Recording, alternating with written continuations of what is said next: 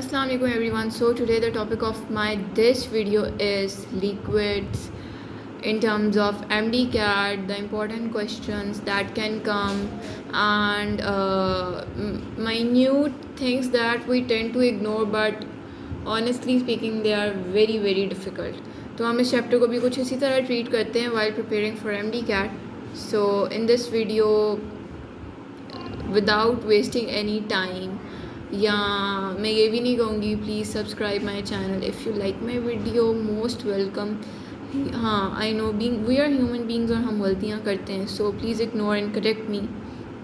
So starting with the basic point, जो इसकी liquid की प्रॉपर्टीज़ हैं. ये मैंने अपने रजिस्टर पे बहुत इंपॉर्टेंट पॉइंट्स लिखे हुए हैं, तो मैं इनको आपको समझाऊंगी और बताऊंगी, और ये वो पॉइंट्स हैं जो आपको कोई भी नहीं बताएगा और बुक में भी उस तरह से नहीं लिखे हुए. तो ये आप जितने भी आपने किसी का भी FMDC का पेपर देना है, UHS का पेपर देना है, या किसी का भी आपने पेपर देना है, तो आप इसको फॉलो कर सकते हैं एंड इंशाल्लाह it will help you. So liquids, as we all know that they have a definite volume but indefinite shape, and they are least stable matter on earth. This is the point to be noted that these are the least stable matter on earth. इसकी एक definite volume है because आपको पता है liquids can pour from one container to another, so they can change their shape as well. The next is they have property of diffusion but at less rate than gases. ये भी हमें पता है. अच्छा, अब एक इसका पॉइंट बहुत ज़्यादा एक्सप्लेन करती हूँ. फॉर एग्जांपल आपका प्रेशर जो है वो 1 atm और आप इसको इंक्रीज़ करके 2 atm पे लेके जाते हैं, ठीक है. अब ये प्रेशर का अफेक्ट मैं आपको बता रही हूँ, ठीक है. There is no affect on pressure on volume of liquid. There is a only slide, अगर आप बहुत भी बात करें तो सिर्फ slide, and that is 0.0045%. For example you have a pressure of 1 atm pressure, और आप इसको प्रेशर बढ़ाते हैं 2 atm लेकर जाते हैं, तो सिर्फ़ और सिर्फ आपका जो गैस का जो वॉल्यूम है ना, उसके ऊपर 0.0045% जो है वो परसेंट कंप्रेस होगी. इसके बरअक्स इन कंपैरिजन टू गैसेस, अगर हम गैसेस पे जाएं, तो अगर आपके पास 1 atm प्रेशर है और आप उसको चेंज करके 2 atm प्रेशर बढ़ा रहे हैं, तो फिर क्या होगा, आपके पास जो है उसका जो सिंपली वो है वो आपके पास 50% जो है वो रिड्यूस हो जाएगी. ये पॉइंट है, आप लिख भी सकते हैं, ठीक है. So liquids have no affect under pressure. हमें ये भी पता है that liquids they expand on heating, and liquids have slow motion of the molecules because उनकी जो इंटरमॉलिक्यूलर फोर्सेस होती हैं वो स्ट्रॉन्ग होती हैं. इसी रीज़न की वजह से they exhibit low kinetic energies as compare to gases. और सॉलिड्स की तो आपको पता है काइनेटिक एनर्जी होती है, but they undergo only vibrational kinetic energy from their mean position to extreme, और बस थोड़ी सी वाइब्रेशन ही होती है, ठीक है. फिर आपको ये भी मैंने आपको बता दिया कि स्ट्रॉन्ग इंटरमॉलिक्यूलर फोर्सेस होती हैं. अच्छा जी, अब ये बहुत इंपॉर्टेंट पॉइंट है, ये आपने याद रखना है दैट वाइल पेंट जो है लिक्विड है and it's get stick to the wall, और इसकी क्या रीज़न है, तो रीज़न या intermolecular forces, it's because of the van der Waals forces, that's why it's like that. उसके बाद intermolecular forces except hydrogen bonding are called van der Waals forces. ये भी बहुत एक इम्पॉर्टेंट पॉइंट है, सो इसको भी आप नोट डाउन कर लें. ओके, अब हम आते हैं अपनी इंट्रामॉलिक्यूलर फोर्सेस और इंटरमॉलिक्यूलर फोर्सेस में क्या मेजर डिफरेंस है वो मैं आपको बताऊंगी. जो आपकी इंट्रामॉलिक्यूलर फोर्सेस हैं, it means with in forces with in also, और इंट्रामॉलिक्यूलर फोर्सेस को आप केमिकल बॉन्डिंग भी कहते हैं, like ionic bonding, coordinate covalent bond, metallic bond etcetera. ये इंट्रामॉलिक्यूलर फोर्सेस आपने याद रखना है विद इन द मॉलिक्यूल्स, ठीक है. सो और ये जो है आपके पास स्ट्रॉन्ग होती हैं as compare to intermolecular forces. अब next the very important point that nature of a compound can be determined by intermolecular forces as well as the chemical properties. जैसे कि मैंने आपको बताया कि हम अपनी इंट्रामॉलिक्यूलर फोर्सेस को that occur in between the atoms और मॉलिक्यूल्स ऑफ लिक्विड्स, आप इनको हम केमिकल बॉन्ड्स भी कहते हैं। आपको ये केमिकल प्रॉपर्टीज़ के बारे में बताती हैं और आपको ये जो है किसके बारे में, नेचर ऑफ कंपाउंड के बारे में आपको बताएंगी। Now come towards the intermolecular forces. जहाँ पे इंट्रा विद इन था, आपके पास इंटरमॉलिक्यूलर फोर्सेस जो है वो इन बिटवीन द एटम्स है। This is the example of HCl I have written. इसमें जो आपके पास ये जो डॉटेड लाइन से रिप्रेजेंट है, these are intermolecular forces, they are in between molecules and they are weak forces as compare to intramolecular forces. वो आप उनको आप केमिकल बॉन्डिंग भी कह रहे थे, वो आपको केमिकल प्रॉपर्टीज़ के बारे में बता रही थी। ये आपको फिज़िकल प्रॉपर्टीज़ के बारे में बताती हैं, जैसे melting point, boiling point, heat of sublimation, heat of vaporization and heat of fusion etc. ठीक है। और there are 5 major intermolecular forces। पहले मैं आपको बता देती हूँ। हाइड्रोजन बॉन्डिंग है आपके पास, ठीक है। आपके पास इंड्यूस्ड डाइपोल फोर्सेज हैं, आपके पास डाइपोल फोर्सेज हैं, आपके पास डिबाई फोर्सेज हैं, आपके पास van der Waals dispersion forces हैं, इंस्टेंटेनियस डाइपोल फोर्सेज हैं। तो ये आपके पास ये 5 मेजर इंटरमॉलिक्यूलर फोर्सेस हैं। अच्छा जी, अब सबसे पहले जो हम फोर्सेस डिस्कस करने जा रहे हैं, दैट आर डाइपोल फोर्सेस। ये पॉइंट्स जो मैं आपको बताऊंगी आप लिख लीजिएगा। सबसे पहले तो आपने जो एक चीज़ याद रखनी है, that they exist between 2 polar molecules. I will write here for your convenience, exist between 2 polar molecules. I hope it's visible. ठीक है, तो they exist between 2 polar molecules। ये इसका मेन पॉइंट है। जैसे आपके पास फॉर एग्जांपल HCl, ठीक है, और इनकी जो स्ट्रेंथ होती है दैट इज़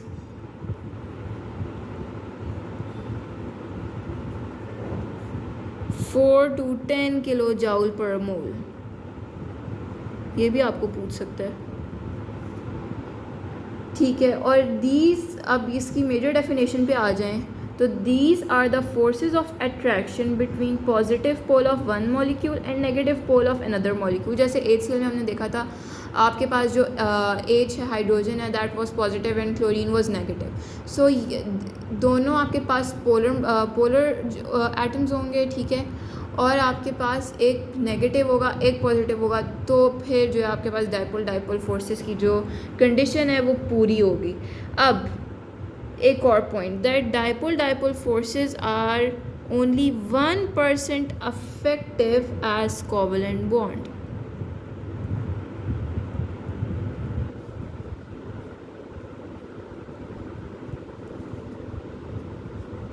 ये वाला पॉइंट भी जो था वो बहुत मेन था और ये हमने नोट डाउन कर लिया है आपके पास। अच्छा जी, ये हो गया। अब आपके पास हमारे पास आ रहा है जी इलेक्ट्रोनेगेटिविटी का जो है ना, that is directly proportional to dipole forces. Electronegativity का जो डिफरेंस है that is directly proportional to dipole forces. ये चीज़ आपने याद रखनी है। फॉर एग्जांपल आपके पास HF है, हाइड्रोजन फ्लोराइड की जो इलेक्ट्रोनेगेटिविटी है दैट इज़ 2.1 और वो सबसे ज़्यादा होती है among hydrogen chloride, hydrogen bromide and hydrogen iodide. तो इट मीन्स कि HF की जो डाइपोल फोर्सेस हैं वो भी सबसे ज़्यादा होंगी। मैं यहाँ पे ट्रेंड आपको लिख भी देती हूँ कि yes it's visible now. HF, hydrogen chloride, hydrogen bromide and hydrogen iodide. It has the least dipole forces. Yes.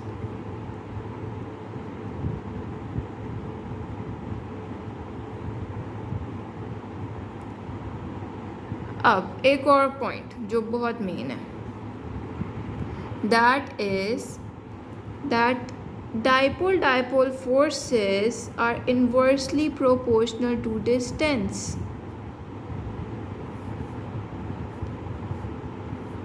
Sorry, yes, now it's visible. ये बहुत मेन पॉइंट है. जितना आपके पास डिस्टेंस ज़्यादा होता जाएगा इन बिटवीन द मॉलिक्यूल्स, इतनी आपके पास जो है वो डाइपोल फोर्सेस वीक होती जाएंगी. ठीक है. और एक और चीज़ याद रखना है that carbonyl compounds have dipole forces. अब हम अपने नेक्स्ट टारगेट की तरफ आते हैं, that is ion dipole forces. Now पहले तो आपने ये चीज़ इसकी एग्जिस्टेंस याद रखनी है कि किसके किसके दरमियान हो रही है. इसकी एग्जिस्टेंस है, it exist between ion, as the name suggest, exist between ion and opposite pole of polar solvent.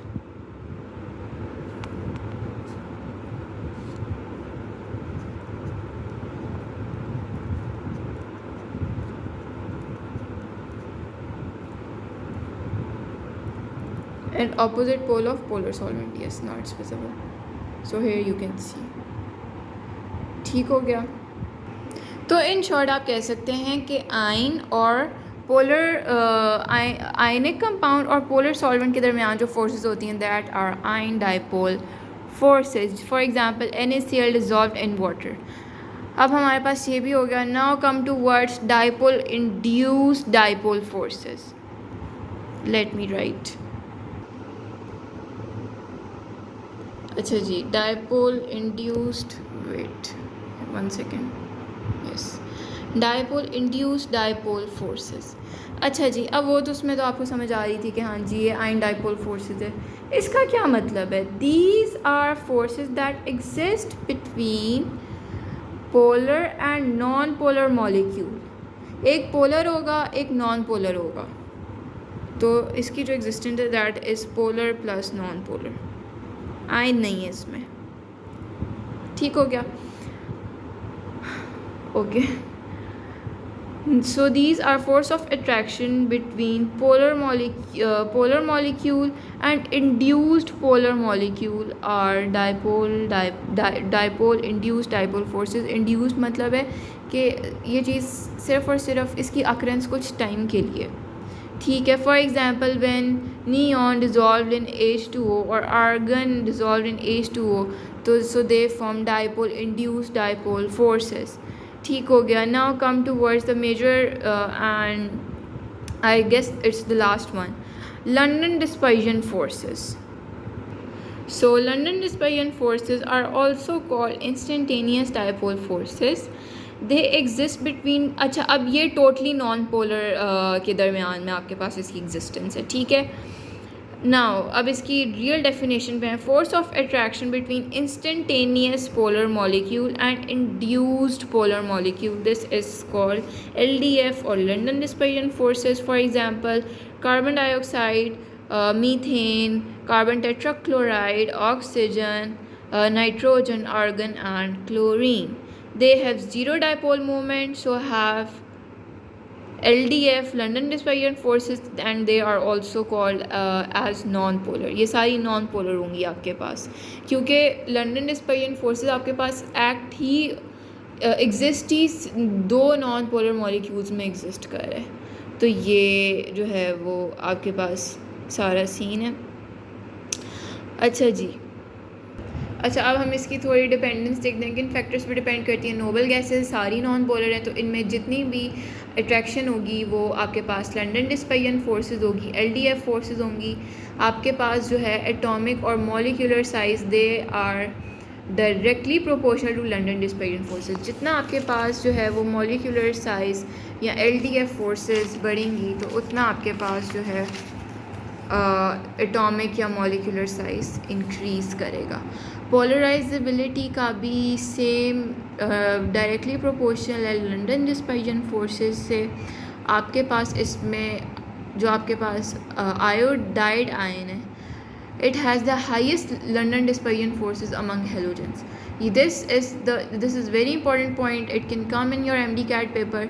जैसे मैंने आपको बताया कि मेरी वीडियोस का मकसद ही ये है कि मैं आपको इसमें इंपॉर्टेंट पॉइंट्स बताऊं, ट्रिक्स बताऊं कि कैसे पेपर में क्वेश्चन आ सकता है, क्योंकि there are many teachers of MD CAT on YouTube, आप सिंपली उनको भी फॉलो करके जा सकते हैं। लेकिन ये एक ऐसे पॉइंट्स हैं जो कि मैंने अपनी एज अ स्टूडेंट मैंने MCQs प्रैक्टिस कर करके इस चीज़ को जो है वो नोटिस किया था। तो my aim is just to help out you people, बस। So let's come to the next point, number of atoms in a molecule. ये भी लंडन डिस्पेरियन फोर्सेस के डायरेक्टली प्रोपोर्शनल है। अब हम आते हैं जी कि आपके पास ये है, जैसे कि मैंने आपको बताया था कि HF का जो है वो बॉइलिंग पॉइंट जो है वो सबसे ज़्यादा है। इट मीन्स कि इसमें हाईएस्ट हाइड्रोजन बॉन्डिंग है, ठीक है। इट मीन्स कि इसमें हाईएस्ट डाइपोल फोर्सेस हैं, ठीक है। इलेक्ट्रोनेगेटिविटी का जो डिफरेंस है वो सबसे ज़्यादा है HF में, ठीक हो गया। Similarly all carbohydrates are soluble in water, because आपको पता है कि कार्बोहाइड्रेट्स में भी हाइड्रोजन बॉन्डिंग होती है, so that's the reason. Now come towards the evaporation. What is evaporation? Evaporation क्या होती है? इवेपोरेशन जो है it is a spontaneous process and it is always endothermic. Spontaneous means कि ये खुद ब खुद ही होने वाला प्रोसेस है। We don't need external force या एक्सटर्नल वर्क नहीं करना पड़ता इसको हमें कराने के लिए। सो इवेपोरेशन जो है and it is a surface phenomenon, ये भी चीज़ आपने याद रखनी है। अब nature of evaporation depends upon, ये कितने फैक्टर्स पे डिपेंड करती है? नेचर ऑफ लिक्विड पे, इंटरमॉलिक्यूलर फोर्सेस पे, सरफेस एरिया पे, ह्यूमिडिटी पे, एक्सटर्नल प्रेशर पे। अब मैं इसकी आपको जो है ना बताती हूँ कि ये कैसे कैसे आपस में रिलेट कर रही हैं और ये किस तरह से होगा। अच्छा ओके, अब ये आपके पास मैंने फैक्टर्स दिए हैं जो आपको जिन पे इवेपोरेशन बेसिकली डिपेंड करती है, that is nature of liquid. उसके बाद इंटरमॉलिक्यूलर फोर्सेस जो है जितनी स्ट्रॉन्ग होगी इवेपोरेशन का रेट उतना कम होगा। ये बहुत इंपॉर्टेंट पॉइंट है। हम अक्सर because I used to think कि जितनी इंटरमॉलिक्यूलर फोर्सेस ज़्यादा होंगी उतनी इवेपोरेशन ज़्यादा होगी, लेकिन ऐसे नहीं होता। बिकॉज इवेपोरेशन ये ईज़ी प्रोसेस है, स्पॉन्टेनियस प्रोसेस है, तो इस वजह से इसका जो है इन्वर्स रिलेशन है इवेपोरेशन के साथ। जितना आपका सरफेस एरिया ज़्यादा प्रोवाइड करेंगे उतनी जल्दी आपकी इवेपोरेशन हो जाएगी, ठीक है। और इसी तरह एक्सटर्नल प्रेशर का भी जो है वो इन्वर्स रिलेशन है आपका इवेपोरेशन के साथ। यानी आप एक्सटर्नल प्रेशर लगाएंगे तो इवेपोरेशन, जितना एक्सटर्नल प्रेशर लगाएंगे उतना इवेपोरेशन का रेट कम होगा। ओके, अब ये जो है हमारे पास वेपर प्रेशर आ जाता है। सबसे पहले तो vapour pressure is always measured in a close container and we take barometer and manometer. Barometer is for air and manometer is for gas and liquid. The next point is vapor pressure occurs when rate of evaporation is equal to the rate of condensation. ये बहुत important point है, ये पूछ सकते हैं कि vapour pressure का जो फिनोमिनन है वो कब होता है। इसी तरह से जैसे इवेपोरेशन के लिए आपके पास था कि इंटरमॉलिक्यूलर फोर्सेस जितनी स्ट्रांग होंगी उतनी कम आपके पास इवेपोरेशन का रेट होगा। इसी तरह जितनी आपके पास इंटरमॉलिक्यूलर फोर्सेस स्ट्रांग होंगी उतना आपके पास वेपर प्रेशर का भी रेट कम होगा। इसी तरह से आपके पास वेपर प्रेशर जो है उसका डायरेक्टली रिलेटेड टू टेम्परेचर, जितना टेम्परेचर ज़्यादा करेंगे उतनी एनर्जी जो है वो ज़्यादा मिलेगी और आपके पास वेपर प्रेशर का जो फिनोमिनन है वो तेज़ी से होगा। इसी तरह से एक्सटर्नल प्रेशर जो है it is inversely related to vapour pressure. तो ये पॉइंट्स आपने याद करने हैं। और वेपर प्रेशर जो है अब बेसिकली उसकी डेफिनेशन पे आता है। तो जो बुक डेफिनेशन है आपकी सिंपल वर्ड्स में वो इसकी ये है that the pressure exerted by vapours in equilibrium with its liquid state is called liquid vapor pressure at that certain temperature. अब हमने डिपेंडेंस तो देख ली कि वेपर प्रेशर डिपेंड किन फैक्टर्स पे करता है। हम देखेंगे कि किन फैक्टर्स पे वो डिपेंड नहीं करता। For example amount of liquid, जितना मर्जी लिक्विड देंगे प्रोवाइड करेंगे कोई फ़र्क नहीं पड़ता वेपर प्रेशर के रेट पे। सरफेस एरिया जितना देंगे कोई फ़र्क नहीं पड़ता, वॉल्यूम ऑफ कंटेनर जितना भी हो कोई फ़र्क नहीं पड़ता। ये 3 ऐसे मेन इंपॉर्टेंट फैक्टर्स हैं जिसके ऊपर वेपर प्रेशर डिपेंड नहीं करता। Now come towards the boiling point. Boiling point is a temperature at which external और atmospheric pressure becomes equal to vapour pressure of the liquid. ये इसकी जर्नल डेफिनेशन है जो सबको आती है, I know. For example vapour जो आपका प्रेशर कुकर है, it work on the basis of elevation of boiling point. और जितना आपके पास एक्सटर्नल प्रेशर होगा उतना आपके पास बॉइलिंग पॉइंट ज़्यादा होगा। हालांकि हमने देखा था कि एक्सटर्नल प्रेशर का इन्वर्स रिलेशन है किसके साथ, वेपर प्रेशर और एवापोरेशन के साथ। Now come towards the vacuum distillation, it is the depression in boiling point. Now अब हम बॉइलिंग पॉइंट देखेंगे वाटर के एट डिफरेंट टेम्परेचर और प्रेशर। For example boiling point of water is 100 degree Celsius at 760 torr. अच्छा जी, अब ये कम हो जाएगा, जितना जितना आप हाइट पे जाते जाएंगे उतना जो है वो आपका बॉइलिंग पॉइंट कम होता जाएगा। ये इसका हाइट से इन्वर्स रिलेशन है। For example at Murree water का जो बॉइलिंग पॉइंट है that reduces to 98 degree Celsius at 700 torr because pressure कम होता जाएगा। Boiling point of water 69 degree Celsius at 323 torr at Mount Everest, और boiling point of water is 25 degree Celsius at 237 torr. Similarly 120 हो जाएगा 1498 Tor पे। तो ये basically main points थे इस चैप्टर के, और इसमें जो हमारे पास फैक्टर्स रह गए हैं they are viscosity. Let me explain you. अच्छा जी, अब हमारे पास आ जाता है जी विस्कोसिटी। विस्कोसिटी क्या है हमारे पास? Viscosity is the resistance to the flow of a liquid. Resistance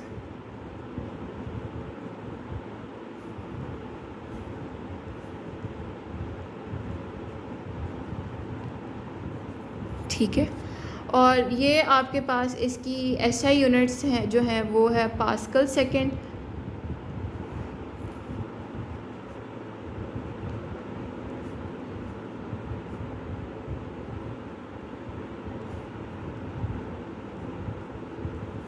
non SI unit है आपके पास इसकी poised. 1 boils is equals to 0.1 kilogram per meter per second और gram per centimeter per second। ठीक है, यहाँ 1 pascal second is equals to 1 kilogram per metre per second और 10 poised. सो ये आपके पास बुक में दिया भी हुआ है, तो ये बहुत इंपॉर्टेंट है इन टर्म्स के। ये पूछ सकते हैं आपके पास कि एसआई यूनिट क्या है विस्कोसिटी की और नॉन एसआई यूनिट क्या है। अब हम आते हैं कि जी फैक्टर्स जिनके ऊपर आपकी विस्कोसिटी डिपेंड करती है। तो ये पहला प्रॉपर्टी है that depends upon the molecular shape and size, जो हम डिटेल में पढ़ने लगे हैं। ठीक है, इंटरमॉलिक्यूलर फोर्सेस जितनी ज़्यादा होंगी विस्कोसिटी उतनी आपकी ज़्यादा होगी। टेम्परेचर जितना ज़्यादा होगा उतनी आपकी विस्कोसिटी कम होगी। अब इसका देखें जी, टेम्परेचर के साथ जो है इनवर्स रिलेशन है,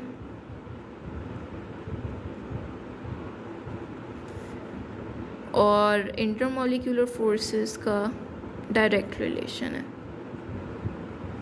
इट मीन्स कि वेपर प्रेशर का और एवेपोरेशन का इसके साथ इन्वर्स रिलेशन है। ऐसे हम चीज़ों को इंटरलिंक करेंगे तो इंशाल्लाह ताला हमें ज़्यादा अच्छी समझ में आएगी। तो yes, for example water is more viscous than methanol. आपका जो मीथानोल है उसमें वीक फोर्सेस हैं, वीक इंटरमॉलिक्यूलर फोर्सेस है एज़ कम्पेयर टू वाटर जिसमें आपके पास हाइड्रोजन बॉन्डिंग है वो ज़्यादा है, तो वाटर इज़ मोर विस्कस। ठीक है, और ये एक बहुत इंपॉर्टेंट पॉइंट है। Now come towards the surface tension. Surface tension क्या होती है? Basically it is the force that is in dice acting at right angle on a unit length of a surface of a liquid, it is called surface tension. या simple words में ये वो आपकी force है, energy है जो हमें require होती है in order to expand the surface of a liquid area. तो ये आपके पास इसकी डेफिनेशन होगी सरफेस टेंशन की.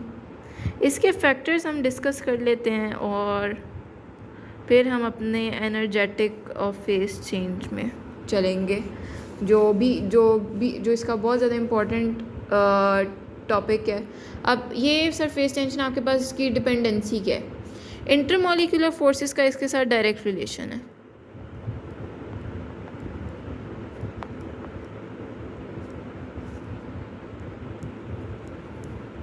मैं इसकी शॉर्ट फॉर्म लिख रही हूँ, ठीक है. टेम्परेचर का इसके साथ इन्वर्स रिलेशन है.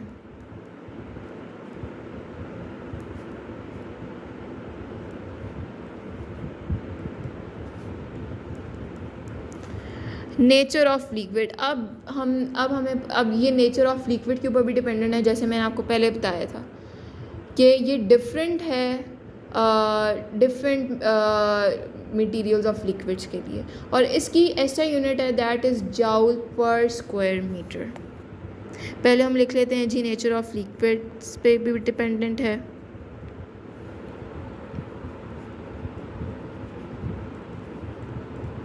और इसकी जो आपके पास SI यूनिट है that is joule per square पर मीटर. यानी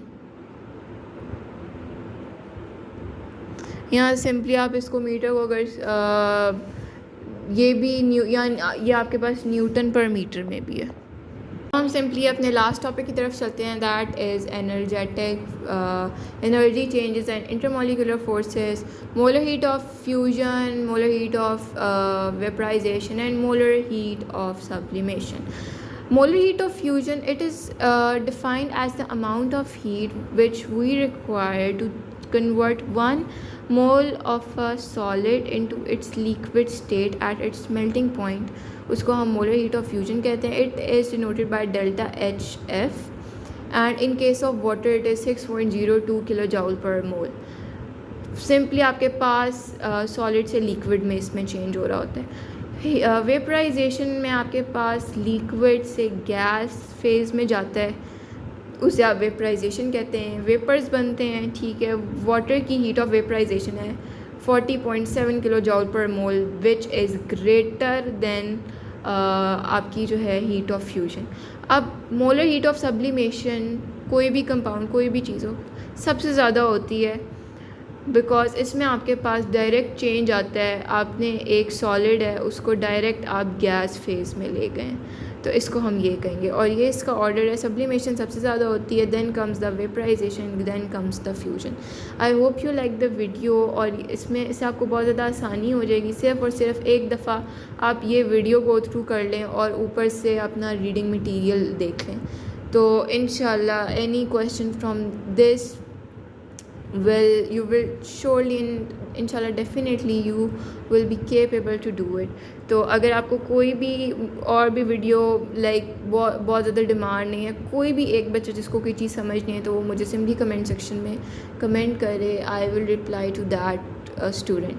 So that was for the day. Thank you so much and Allah Hafiz. Best of luck for your MCAT.